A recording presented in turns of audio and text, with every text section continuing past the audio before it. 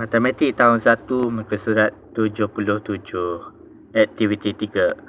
Padankan dua nombor dengan jumlah yang sama. Tulis ayat matematik. Soalan A, 8 tambah 4 sama dengan 12. Jadi kita gariskan 8 tambah 4. Soalan berikutnya, kita akan dapat berapa, tambah berapa kita akan dapat 12. Jadi 9 tambah 3 kita akan dapat 12. Jadi kita tulis dekat sini 9 tambah 3 sama dengan 12. Semana lagi yang lain? Ada 7 tambah 5 kita akan dapat 12. Jadi kita tulis dekat sini 7 tambah 5 sama dengan 12.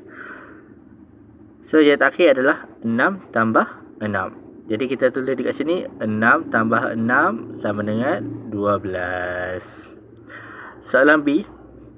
So dekat sini dia telah gariskan 8 dan 5. Jadi kita tulis dekat sini 8 tambah 5 sama dengan 13.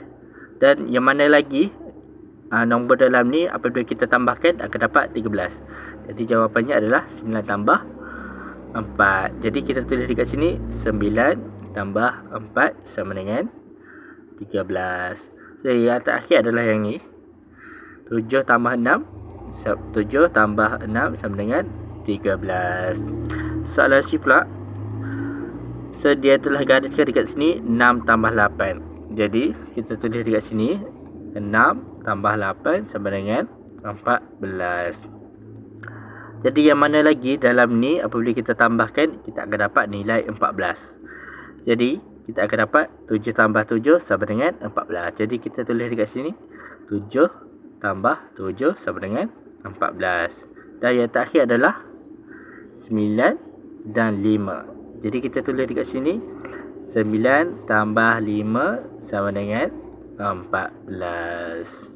Jadi ini adalah jawapannya matematik tahun 1 muka surat 77.